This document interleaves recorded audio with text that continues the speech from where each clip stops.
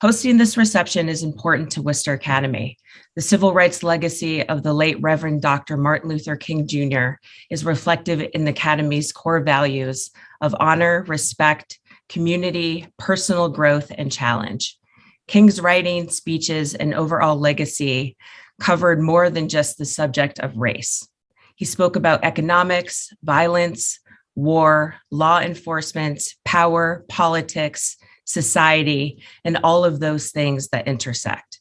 He also challenged listeners to question their prejudices and rethink how American society should operate. In essence, he asked people to open their minds to justice for all and to think critically about it. I want to extend a special thank you to Kevin Breen, our head of school, and colleagues, Alicia Figueredo, Nancy Osborne, DJ Moore, Robin Fortin, and our partners across campus for their support in coordinating this program. I also extend a special shout out to our colleagues joining us from the Union Hill School and Friends of Worcester Academy from across our great city of Worcester. At this time, I'm going to turn the virtual mic over to Miss Alicia Figueredo, Director of Alumni Relations, for a few brief remarks. Hi, everyone. As Bonnie said, my name is Alicia Figueredo, and I'm the Director of Alumni Relations at Worcester Academy.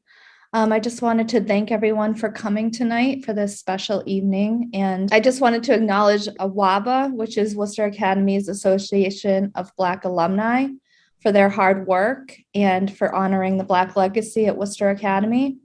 Coming out of this pandemic, we'll be doing a lot more in-person events and programs, and I hope that we'll see you all there. And thank you again for joining us tonight, and I hope you enjoy this. Thank you, Alicia. At this time, I'm going to turn the mic over to our head of school, Kevin Breen, here at Worcester Academy. Thank you. It's wonderful to be here. In fact, when Bonnie asked me if I would say a few words today, I was super excited. And then I started to get a little bit intimidated. And here's why. I hold the Reverend Dr. Martin Luther King in the highest regard. In fact, when asked what 5 books would you take to the desert island, I have always included a collection of Martin Luther King's sermons entitled Strength to Love. I knew of the collection before I went to graduate school, but I studied the book for weeks and weeks on end while preparing for my master's exam. On that exam, I was expected to identify authors based solely on their writing style and sentence structure. And to prepare for that, I had to painstakingly dissect and diagram long passages from famous writers. Unfortunately, when I applied that level of scrutiny to some books and some authors, I grew tired of them. The one exception was Strength to Love. The more I read Dr. King's sermons, the more I appreciated his meticulous craftsmanship. King used repetition and alliteration and amplification with utter precision, which gave his writing rhythm and cadence and crescendo. The more I read, the more I felt as if I were apprenticing with a master carpenter. When I found the handwritten drafts of these sermons, complete with his edits and notations, I understood fully that Dr. King was driven to match the beauty of his messages with equally beautiful prose. Indeed, the elegant structure of his sentences added to the truth and beauty of his sermons.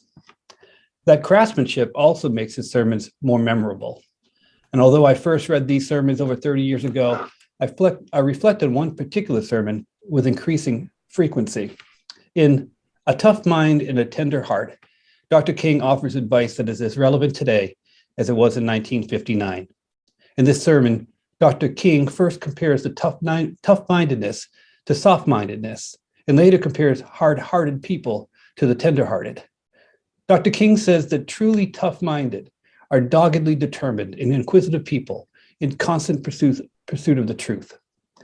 He acknowledges that not many people are truly tough-minded or fit that bill, and he cautions people to avoid becoming too soft-minded. Soft-minded and gullible people, he argues, are not just passive, they are also dangerous. In fact, King argues that in history's ugliest moments, the soft-minded are more culpable than the hard-hearted. Tyrants and dictators, he concludes, would have little impact if people were more tough-minded. Furthermore, racism would not exist, argues King, without soft-mindedness, because the suppositions of racism do not hold up to a tough-minded analysis.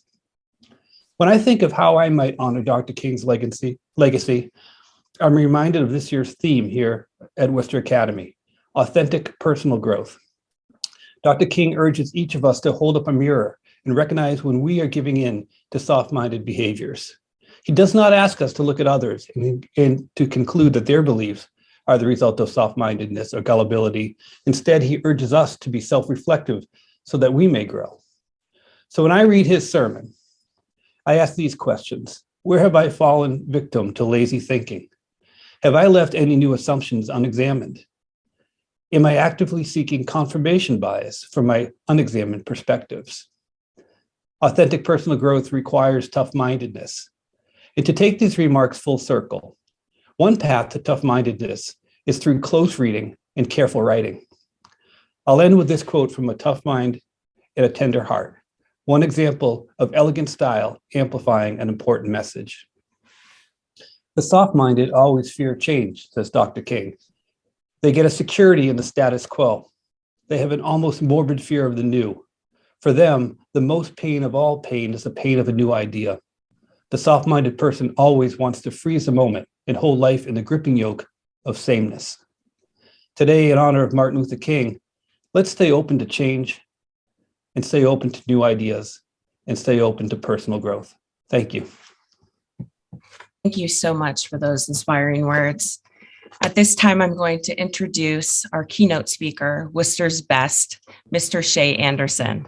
Shay Anderson is the Assistant Vice Chancellor for City and Community Relations at the University of Massachusetts Medical School, where he serves as a human bridge between the institution and external stakeholders. In his former role as Deputy Cultural Development Officer for the City of Worcester, he focused on public art, special events, and cultural equity. An avid lover of street art, Shay has led efforts to increase Worcester's public art, most notably serving as founding director of Pow Wow Worcester, an annual placemaking festival that brings internationally acclaimed muralists, illustrators, and installation artists to central Massachusetts and the city of Worcester, in an effort to activate vacant and underused spaces, promote diversity, and stimulate dialogue in the city of Worcester. His recent endeavors include serving on the board of the Massachusetts Cultural Council and Food and Convo, a storytelling platform that explores the intersectionality of culture and cuisine through the lens of diversity with a focus on creatives, makers, innovators, and entrepreneurs. Additionally, Shay was an integral part of the beginning of the Building Bridges program at Worcester Academy some years back, and in partnership with the Union Hill School, and introduced Pow Wow and the murals to the sixth graders who went on to design and paint the mural on the side of Union Hill School, which we're all very proud of. Shay, welcome. The mic is yours. How's it going, folks? My last time talking at Worcester Academy, we were in Warner. And so this is a very different format.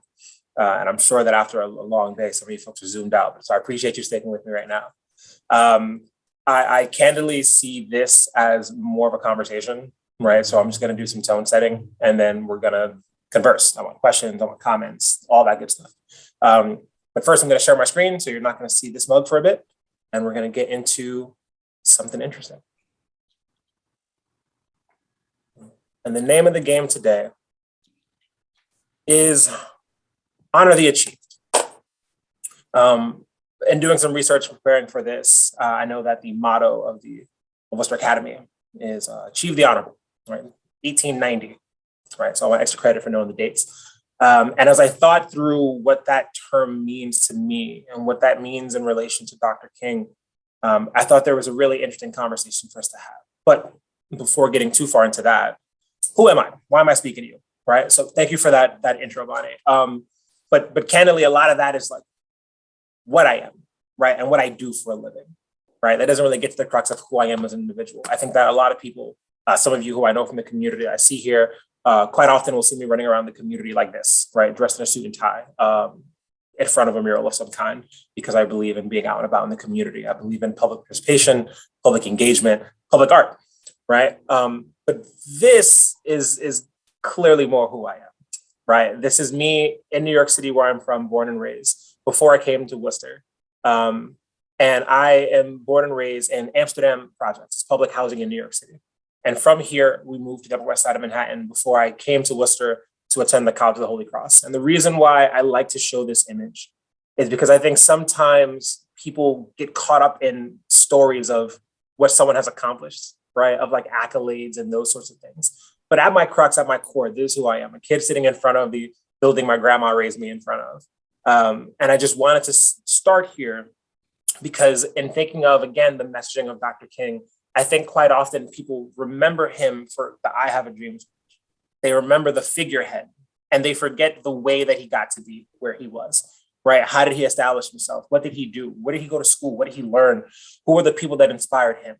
And so this seemed like a really kind of poignant place to start some things, right? One of the first things I learned when I was younger in this building from my mother, who is probably the most influential person in my life, was at a very young age, you have multiple choices in life.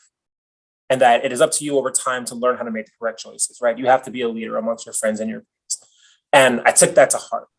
And so when thinking of the best way to sort of tone set as we get into the conversation more about this figure that we're honoring and has attached to your institution, I found the quote that I thought was in most. So Dr. King once said, life's most persistent and urgent question is, what are you doing for others?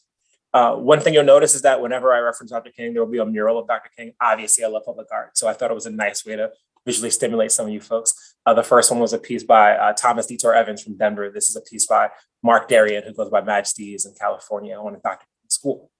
And so what are you doing for others, right? As an alum of the College of the Holy Cross, one of our taglines, one of our mottos is to be men and women for and with others. Obviously, we should tweak that and update it a bit as more than just men and women, but we want to be people for and with others, for and with community, right? All of us are in constant stages of development, right? Before figuring out how you can assist some other people, before figuring out how you can make an impact on them, to some extent, you have to figure out yourself. Who are you? How do you develop your own thoughts, goals, ideologies, right? How do you develop a sense of self, right? How do you develop your own sense of belonging? Right? Why is that important? Right? How do you ensure that you can bring your full self to whatever room you're in? Which is something that I know I personally have struggled with over time, and I'm sure many of you have as well. Right? Learning how to navigate different audiences, different rooms, different communities. I think that it's easy to get lost sometimes in who we are and get siloed, particularly over the last few years, right? Because many of us, based on health, have to be siloed sometimes. And it can drive someone crazy, right? But what you've noticed in our society is in a strange way, we have both further siloed ourselves and found ways to stay ever connected and omnipresent, right? I think through things like social media trends, I think of like TikTok dances that I'm not going to point out any of you on this call that I know do TikTok dances. That's your own business. That's for your friends to know and your coworkers. But the beauty of that, right? To take a song and to see that there's a certain movement all of us have to learn to sort of be in the know, in the now, to belong with the global audience. And how many people take to that, right? At the crux of it, it's not just about, doing things for clout or doing it to get famous or have your, 500,000 views. You're doing it because you want to have a sense of belonging, because there's something bigger than you out there that you want to feel like you're a part of. And I think that ties in to this question, right? And so on a personal level, when I thought of, what are some things that I've tried to do to navigate let's just say this microcosm of the world, this beautiful city of Worcester for others. The first thing I want to talk about is public artwork, right? Because I think that that's something that's very visual, very big. And it's something that for those of you that have not been off the campus and seen throughout the city, I urge you to do so. And so, and I'm going to skip the sort of the beginning onset of the mural project. I think I've talked about that a lot, but we're going to get to the point of it. This piece of art was our first large scale art installation in the city of Worcester. And it was panned. And I bring that up because I think now people hear 200 works of art and they get really excited. But this first one, people were not fans of. A lot of angry phone calls. And the reason is because the building this is on is a building where shopping happened at one point, the 70s and 80s. And people assumed that the work of art should reflect that. It should have been, as someone told me, a woman with many shopping bags after a long Saturday, which is ridiculous. The building as it sits right now is mainly known for its social services. There are plenty of young people who are constantly entering and exiting that building, uncertain of what's going to happen next. And so the artist painted something colorful, poppy, something that would catch the attention of young people, something that depicts a young person. And if you look at it, from left to right, it looks like, for any of you that have kids or younger siblings, when a child builds something, blocks, and then knocks it over and then rebuilds it up. Because it's literally a commentary on our city, that we were a city that was a bit jumbled, and that through young people, the city would be rebuilt, reinvigorated, re-energized, right? That is a perfect example to me of taking something that could have just been nice, that could have just been wallpaper, that could have been something with no true meaning, and finding a way to tie something into it, right? It gave young people a sense of this. As did this work that was done by a Native American artist at a time where the country was debating an access pipeline and what should happen with it, right? That's on Harding Street in our city, right? This work of art, which was painted by these young kids standing on this thing, which they probably shouldn't have been, and please no one report me.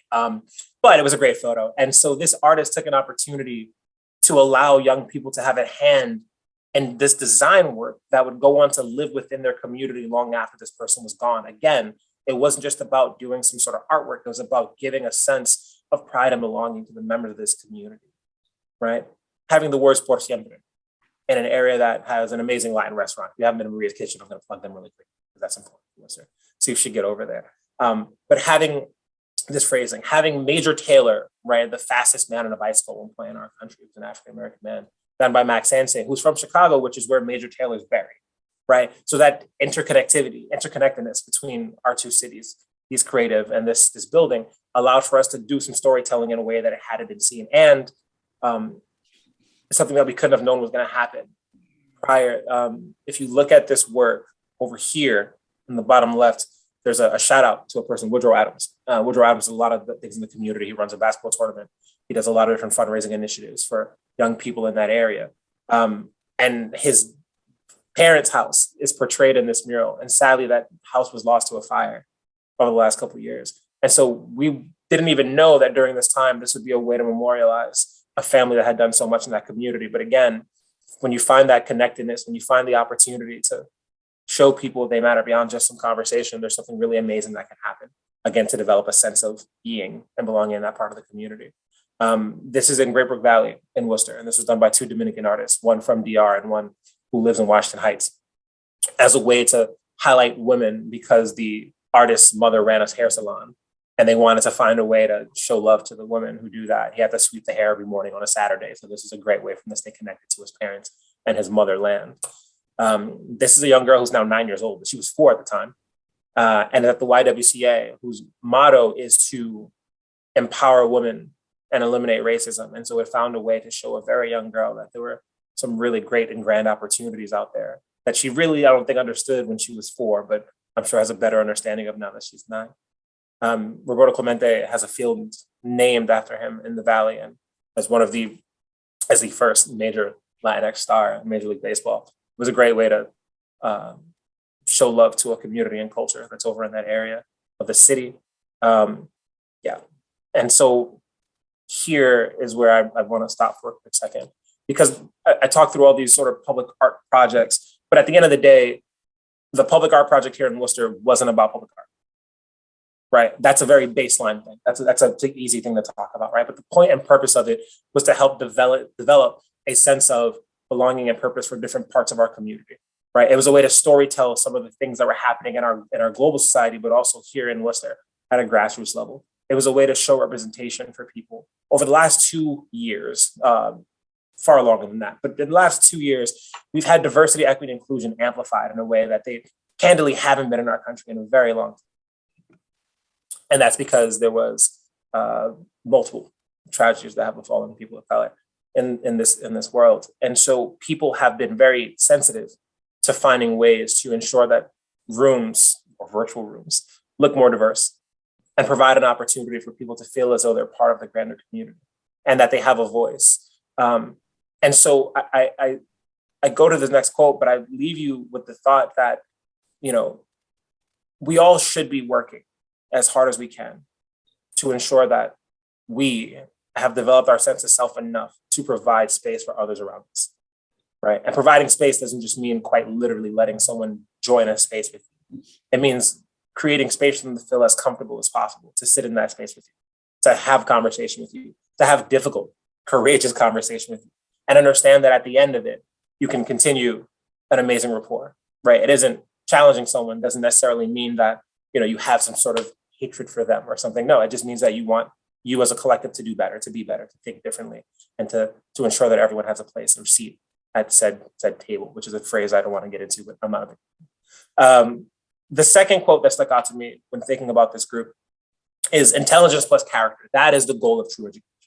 And it sticks out to me because Worcester Academy is one of the finest institutions that we have in our city, right? I mean, bar none, across the board, right? The way in which you prepare students, the way in which students are prepared to go on and do some amazing things, college, universities, and beyond that, is practically unrivaled. And it made me think about the theme that Principal Rain mentioned, the idea of authentic personal growth, right? What does that mean, right? Is like some people like to use words that are just buzzwordy, but I don't think that that's the case here. I think that there's the type of growth that you learn through a book, right? Through information, through facts. And then there are the things you learn through interaction and engagement, right? And I think you need both of those to truly be seen as a whole person, as a learned person. And so we're living in these unprecedented times, as people like to remind us day in and day out.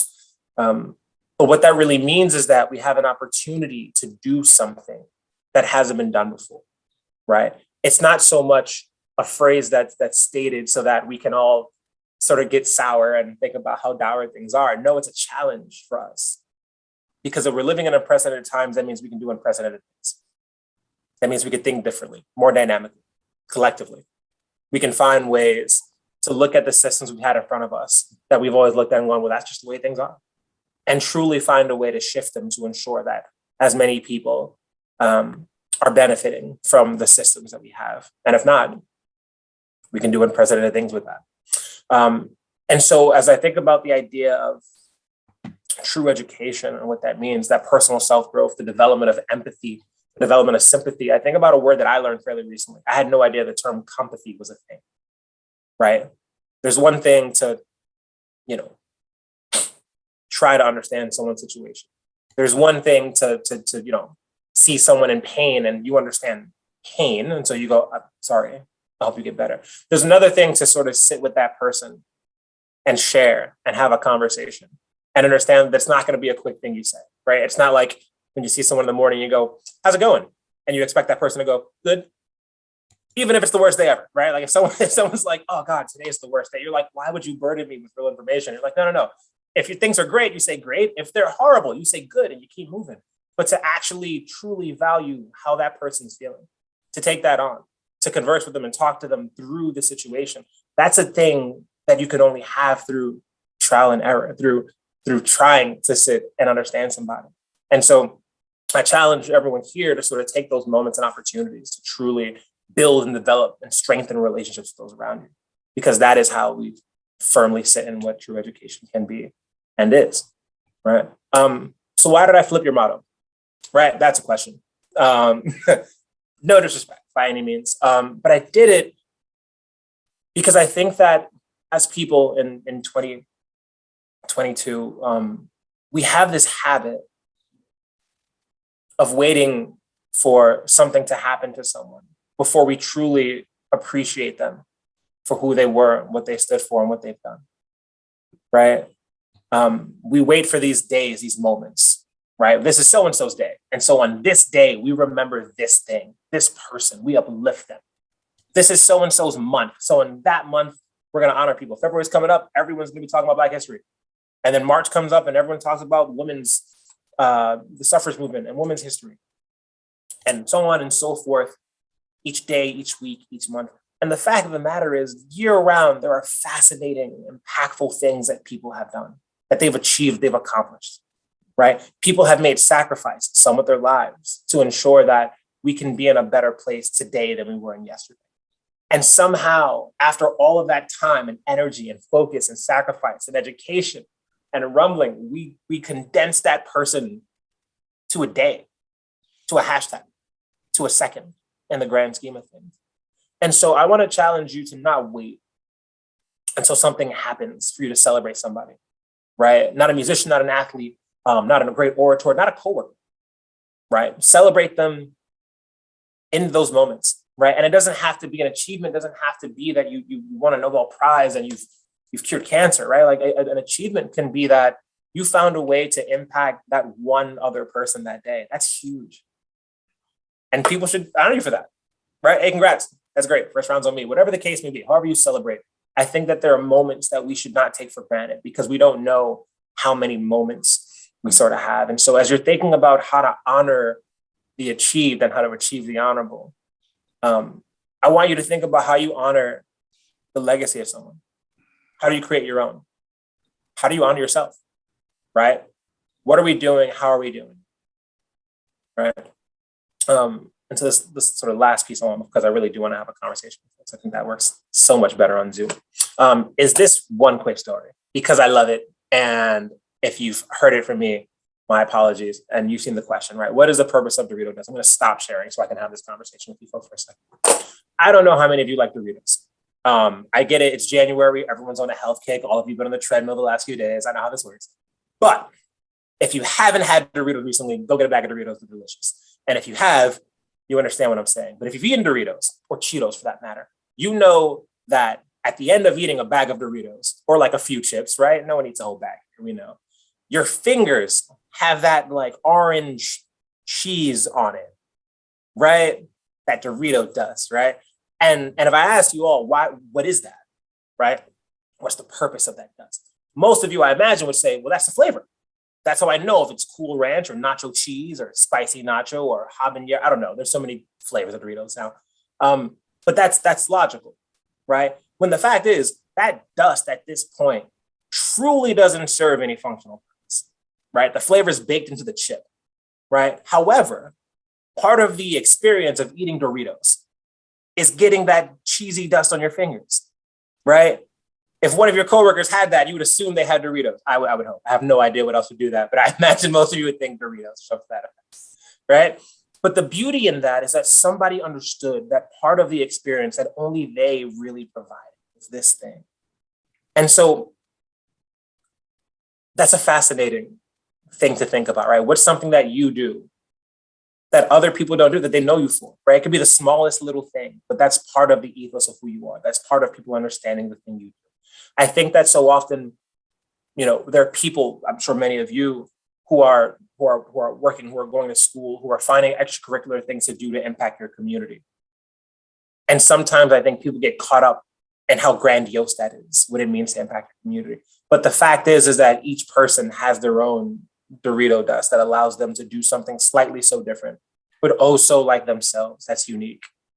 And I think that part of the life journey, part of what we're all looking for, right, is like, what is our Dorito dust? What's our thing? There are other people who said what Dr. King said. There are other people who marched. There are other people who have lost their lives to the fight and struggle of equity and equality, right? But what makes him stand out to so many people for so many ways is the way that he did it, the way that he spoke, the way that he wrote. That was his thing. And so I challenge you to think, what's your thing? And how can you put that to good use to ensure that we're moving forward as a community? Thank you so much. Thank you for sharing some of your own personal story, for inspiring us with your actions for social justice in the city that we're all a part of, for connecting the dots to MLK's legacy of social justice, the Academy's core values, and for encouraging us to continue community and self-reflection. I think as we lean into social justice and our core values and our connectivity as a community, we really do have to be self-reflective and community reflective. They sort of, one doesn't happen without the other. It's that special dance that makes things move forward. So thank you so much for that. And we will open it up now. This is an open mic time. You can share the pointed question, like, what is your Dorito dust? What makes you special? Or if you want to name somebody else that you see on this call and what makes them special and what is their dust.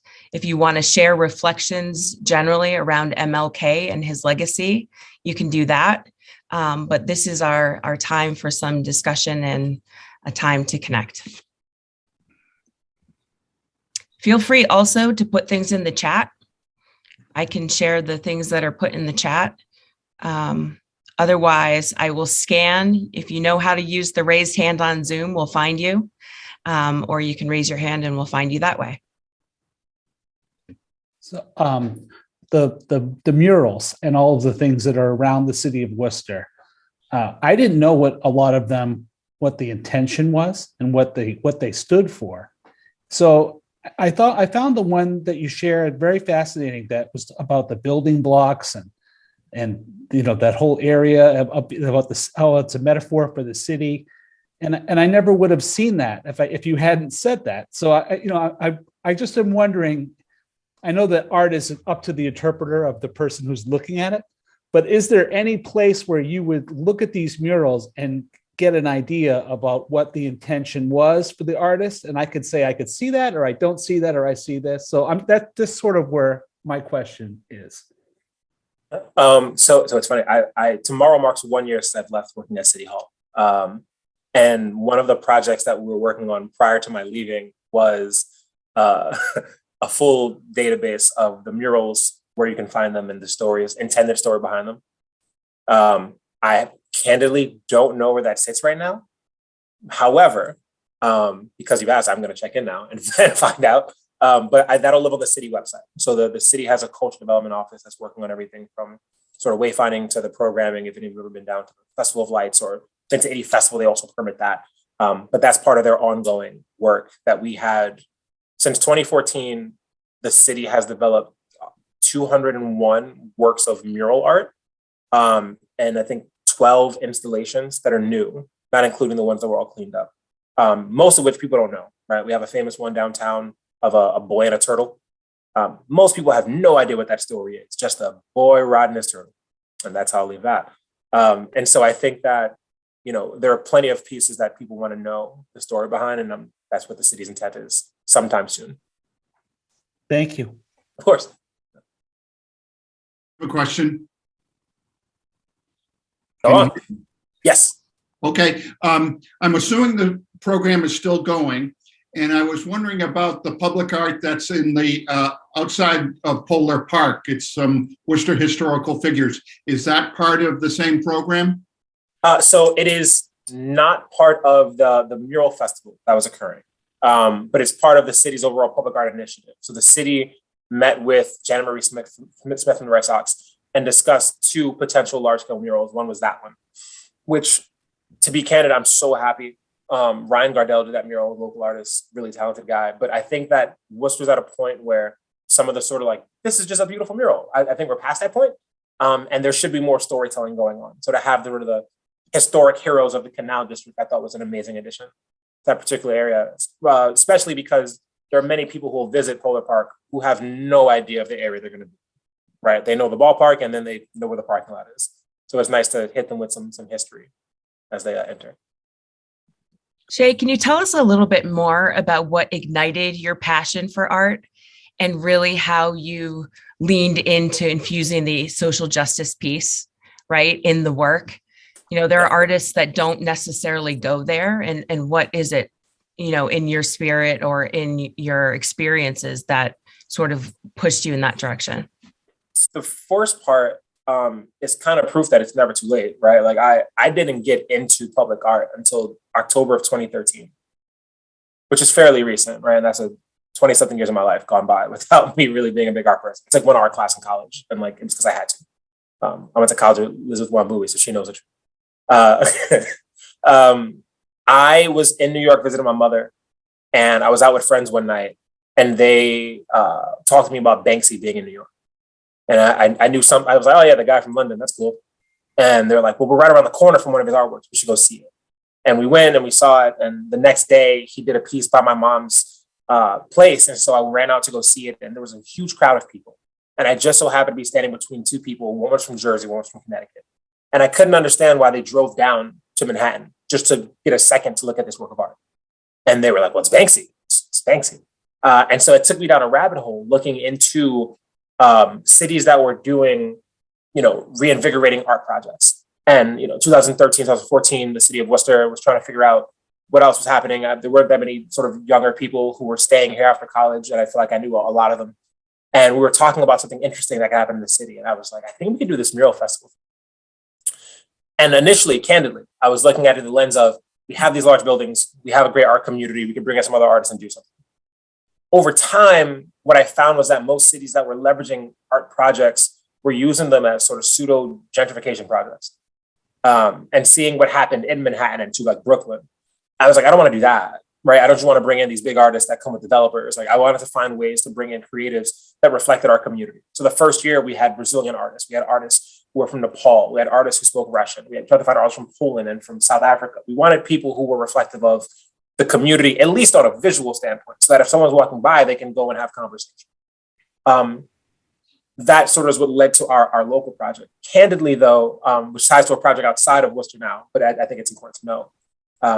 Over time, I ended up meeting this cohort of artists of color who spoke to the fact that whenever they would do a festival or a mural project, they were the only artists of color. They were somewhat tokenized. And it so happened that 3 specifically Black ones got together in Denver, Colorado and said, we're going to do a mural festival, a mural project that is organized by Black organizers, which would be the first of its kind, and that would feature predominantly Black artists. And so last year in Detroit, Michigan, Blackout Walls happened the first time in the north end of Detroit, right? It featured 40 artists.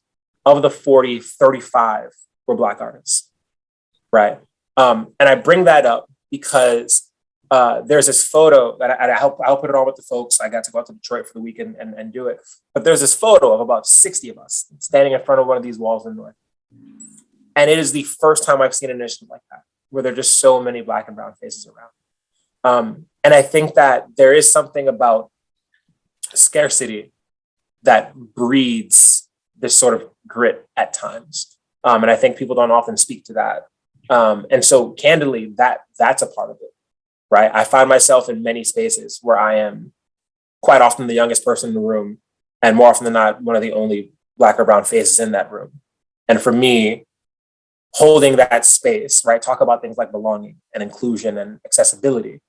My job isn't done unless when I leave, there are now 2 or more people who look like me in that space, right? I have to double or triple the opportunities for those if I'm afforded the opportunity to be in that space. So that's where it comes from, you know? Yeah, that's where it comes from. Thank you. James. Hi, thank you so much for everything you've shared and for the work that you've done. I'm James Young. I teach in the history department here, and I guess one of the things that really struck me with what you said was not only the quote you picked from Dr. King about what are we doing to serve others, but also the comment you made about TikTok, right? About how TikTok, I thought that was a very generous reading of social media, right? Because so much of what we hear about social media, especially with young people, is how it can make people self-conscious, right? And it's about, it puts certain demands on young people about how they need to appear and what they need to have. And right, so much of the reason why I love that Dr. King quote so much, right, is because it's other-centered, right, which is the kind of people we look for to be teachers, right, but also the kind of people, a person I aspire to be in the world, right, where others come before. Sometimes we're willing to put others before our own needs, right, and I feel like, at least from my outside perception as a getting older every year now, right? That a lot of youth culture is focused around the kind of materialism and what can I get for me and getting mine, right? So I guess I wonder in sort of your work, how you've encountered that right tension between wanting to do these public projects in a way that's other-centered rather than sort of me first. I hope that question makes some sense. It did, yes. And so I have 2 quick things for that, right? One, I have spent the last part of a decade, so to speak, living in 2 different worlds, right? Whether it was working for a municipal government, which is a bit of an archaic structure, or now I work at a medical school, right? I work at UMass Med doing government relations, which is, being a state structure, there tends to be some bureaucracy and ways to get things done, right? In the same breath, I'm constantly working on artistic projects, right? Whether they're for-profit, nonprofit, they're just finding ways to either get some money in the pocket of creatives who tend not to have the same outlets that for-profit businesses do or are taking advantage, or do something in a public sphere or space that the community can come around and rally around. right? And in my candidly short, right, professional career, just graduated in 2011, so I'm still figuring so much out. What I found is that I think that quite often people don't understand what to do with gray space, right? They feel as though you have to choose something and make it more black and white so more people can understand it, right? Myself included. People tell me to pick a lane all the time, right? You're going to be in government, you're going to be in the arts. You can't really do that. And so I think that at the end of the day, even the me first stuff, right? The people who do look like they're fully self-centered, right? Who just want to have the coolest clothes and do the best thing and have the most views and followers, right? It's to get validation from other people, right? Like people aren't doing that for themselves, right? Like they don't want to have the coolest shoes just so they have the coolest shoes. They want the coolest shoes so someone else can say, you have the coolest shoes, right? So there really is this like, even in the self-centeredness, this communal sense of need from outside entities, right? And so I think that when you break down so many of those things, you know, you do have to find balance in what you do. But the idea of figuring out what you can do for others, I think is so multi-layered and multifaceted, right? And for me, to be candid, social media can be one of the most dangerous things in existence, 100%, right? It can make you feel like the smallest person. It can make you feel like life is meaningless, like all the work you're putting in is for naught because someone else is doing that much more. It makes you question your time, right? You're like, oh my God, this person's 23 and they're a billionaire. How'd they do that? That's nuts. I'm in my 30s and I haven't figured it out yet. And you're constantly being defeatist. In the same vein, though, what I've found from social media is that, and this is me, just my personal experience, right? It's our experience. I am a Black male from the projects in New York City. I have worked on projects with Nike. I've worked on global campaigns for Puma and Pepsi. I've been on calls with people from the Grammys to other major organizations. And I've done that while living in Worcester, Massachusetts, a city that people who live in can't always say correctly, right? Like, I talk to people about Worcester and they're like, Worcester? And I'm like, Worcester. And they're like, where's that? Near Boston. And it's just foreign concept. But to be able to connect to these world-class people from my apartment in Worcester, for me is the perfect opportunity to say, like, social media can be good, right? It can be beneficial. It can be used to leverage opportunities. And half the time when I'm able to do those things, I didn't name drop things for the sake of being like, I did some cool stuff. It's because I'm able to take those opportunities and then bring them back to our community, right? Our project with Puma was a global campaign, but it let me donate 100 pairs of shoes in the Great Brook Valley. So the kids that are playing basketball have shoes to play with, right? Some of that funding goes to some of the initiatives we do here in the city of Worcester. So we can stand up and uplift, right? So often we talk about community development. And I've been very big on, well, there's development, then there's community engagement, which is different. And we should be sure to use the words we mean. Then there's community uplift, which is also a different thing, right? And so like, I think quite often we get lazy with language. And so we don't say what we mean. That is a very verbose, long-winded way of saying. I think that there are so many ways to look at these different things. And that if Dr. King was alive right now, I would be fascinated to hear what he thought about things like TikTok. Right? Like I would love to see his reaction to like his grandchild making a TikTok of one of his old speeches. Because I think that he would find that there's some beauty in that, right? And that you can take these things that some people have discarded in a world that's constantly bombarding you with more information, and you can pull out small bits of it and make them relevant and bring them back to life in a different kind of way. So yeah, I hope that was helpful in some capacity. It was just a lot that I threw. Thank you. I appreciate it. What up?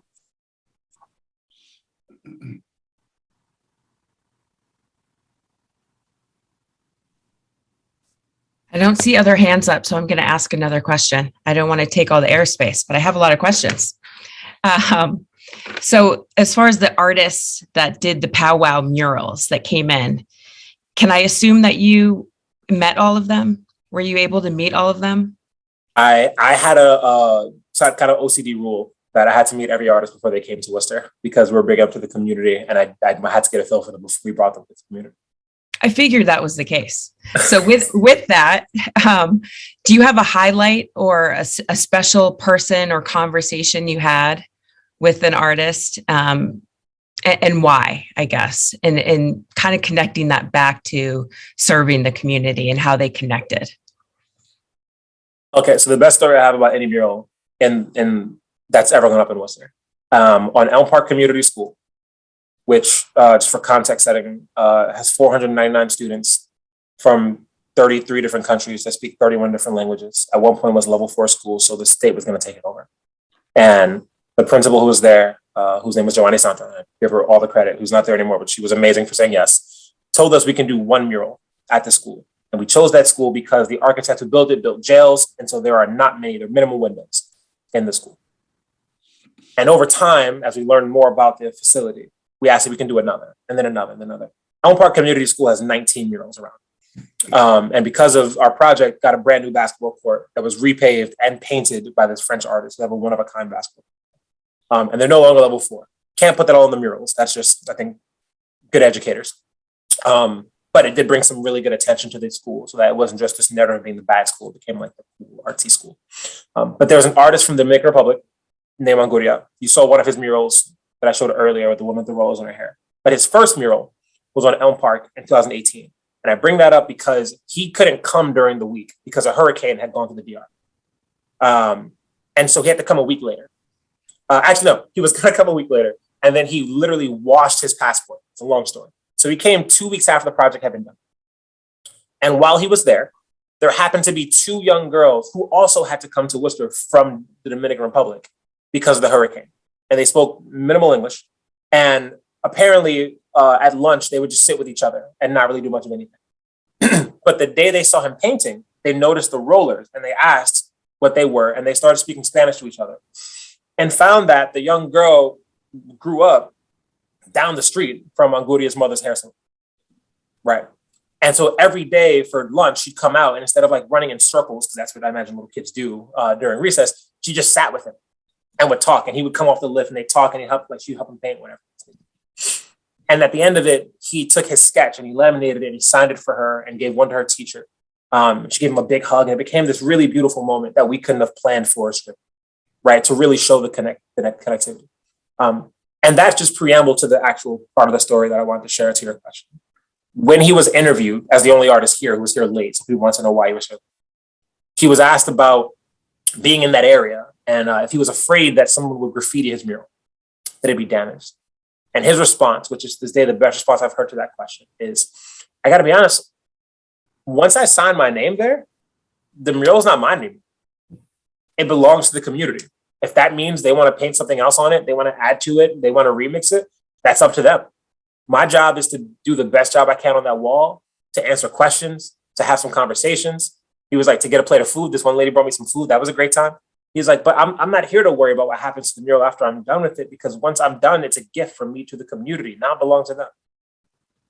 And I think that that was so perfect and succinct for what these projects are. Like, they are community-facing projects. And again, when you look at the mural, if you're like, oh, this is just beautiful artwork, like, you're missing the point of what we're out there doing, you know? So I think that was a perfect example that really highlights that. Excellent. Thank you so much. Yeah. Mr. Bill. Jay, so good to have you here, my friend. It's a pleasure to have you join us for our Martin Luther King Jr. celebration. I was wondering if you could tell us a little bit about your involvement with the Black Lives Matter mural and how that came about being. Sure. So 2020, as a lot was happening, you folks were there, you know what happened. There started with DC and other Black Lives Matter murals started going up around the country. And some people started tweaking them, right? Like all Black Lives Matters in LA. And over time, being a city of murals, a lot of conversation was happening online as to when Worcester was going to get one. And I was getting tagged in a lot of posts online. And my stance, honestly, candidly, it's funny, you know what? This might be the first time I've actually honestly answered this question. My stance was, I didn't want to be the person who just go, we're doing a Black Lives Matter. That wasn't for me to do, right? Everywhere else in the country, there were these community projects. And so I kept saying to people, hey, if you want to do one, I think I know the people at the city that can help make it happen. You just let me know and like, we'll get for it. And most people kept saying, we want to help, we want to paint. we don't want to lead this. If you make it happen, we'll come down and so inevitably, both MQLS, who had reached out and was like, I'm down to help in any way that I can. And City Councilor Sean Rose was like, I'm down to sort of lead the effort if we can make this happen. But if we're going to do it, we don't just want to do a regular, yellow letter one. We have some really talented artists. We can do something different. And so kind of organically, word went out really quickly on Facebook. And then a bunch of artists were like, I'm down. I want the B. I want the K. I want whatever. And I think most impressively, it came together in like 6 days. Right. And I say that's impressive, not just from an artistic standpoint or a fact that 3 nonprofits were able to throw the money in to make sure that not only did it happen, but the artists got paid. But for the city as a municipality in the midst of all that, between COVID and everything else happening on the country, we're like, yeah, this can happen in this location on the street in 6 days, I think was amazing.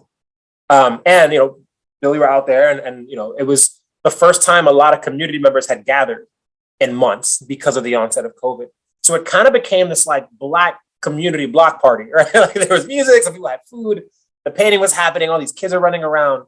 I don't know that I've had a better day in the city of Worcester than that day, honestly. And at the end of it, right, everyone was able to, each letter, for those that haven't gone downtown by the DCU Center and seen it, right?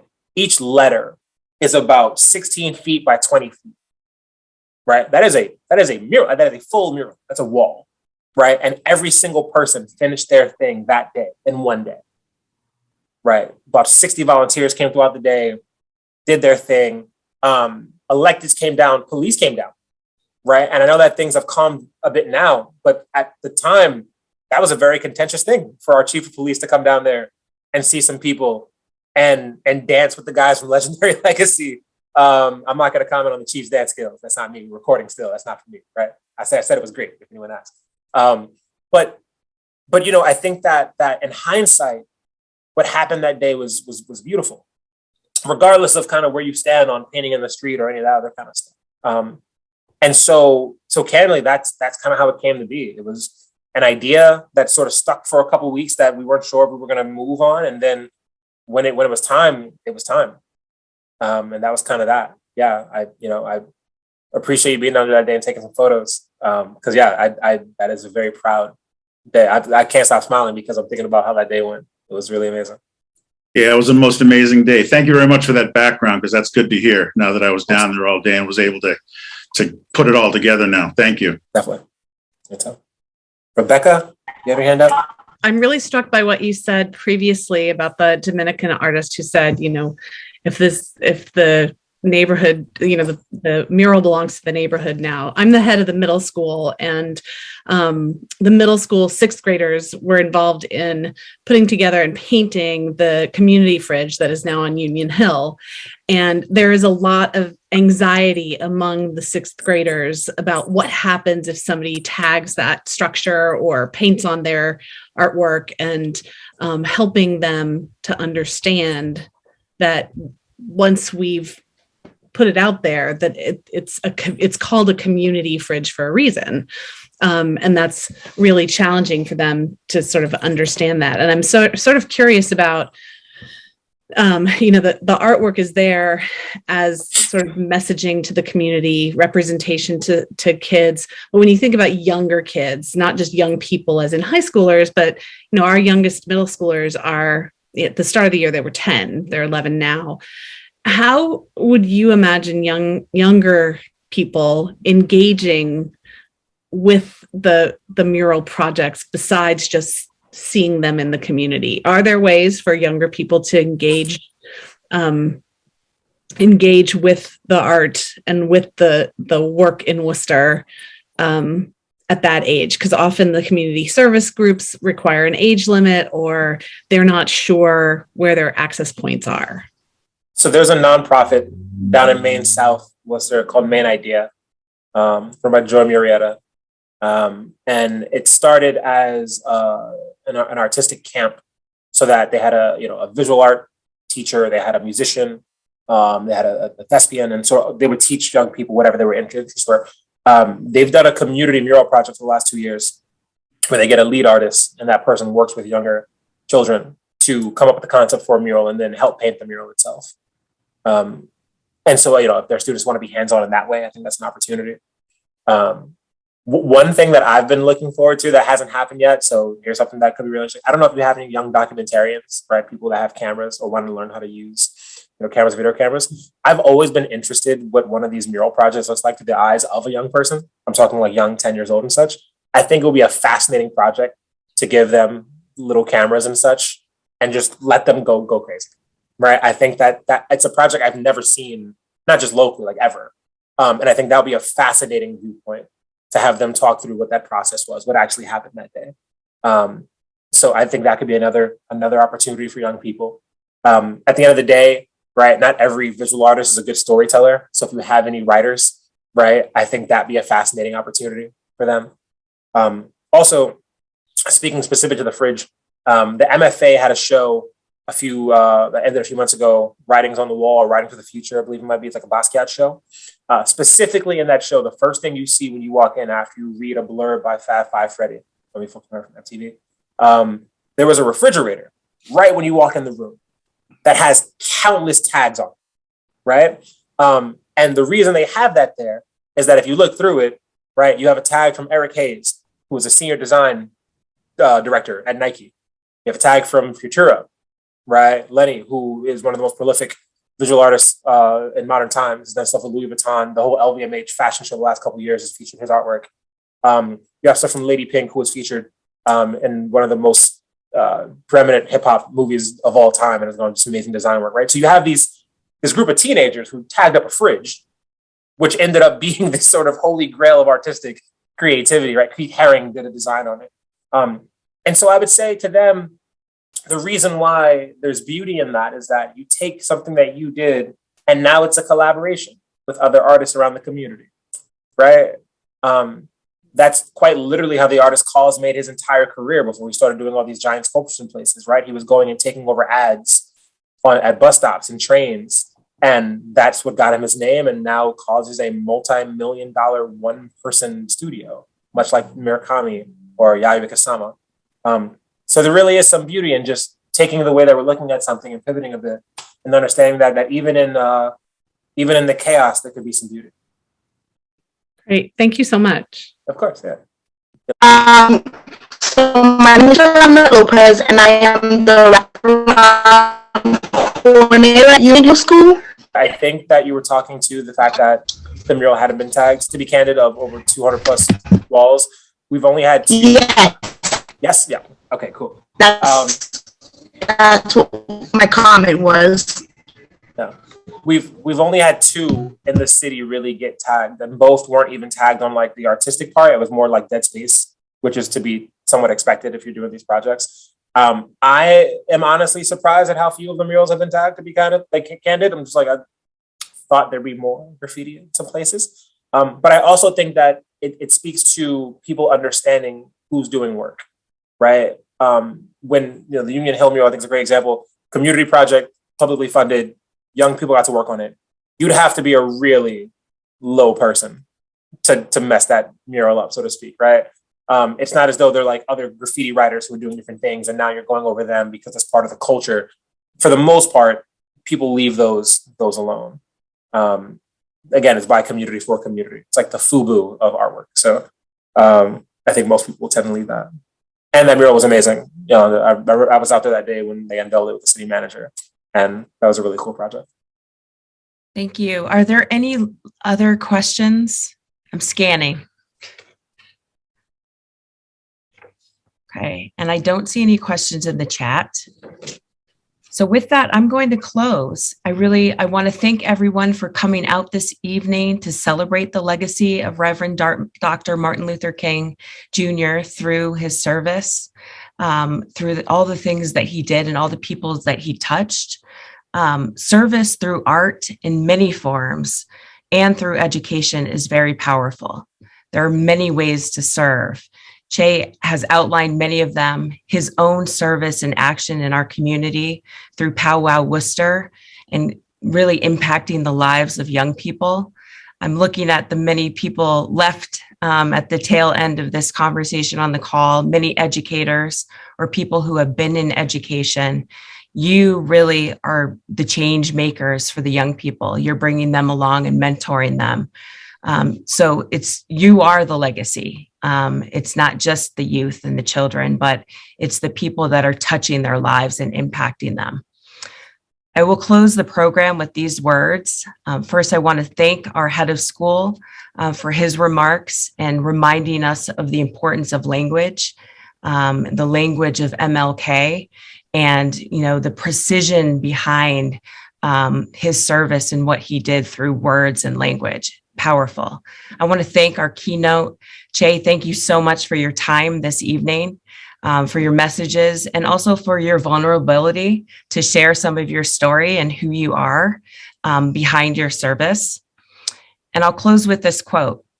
Everybody can be great because everybody and anybody can serve. You don't have to have a college degree to serve. You don't have to make your subject and verb agree to serve. You only need a heart full of grace, a soul generated by love. And so in King's Legacy, I ask you all to continue to find new and great ways to serve. And with that, I bid you a good night. Thank you.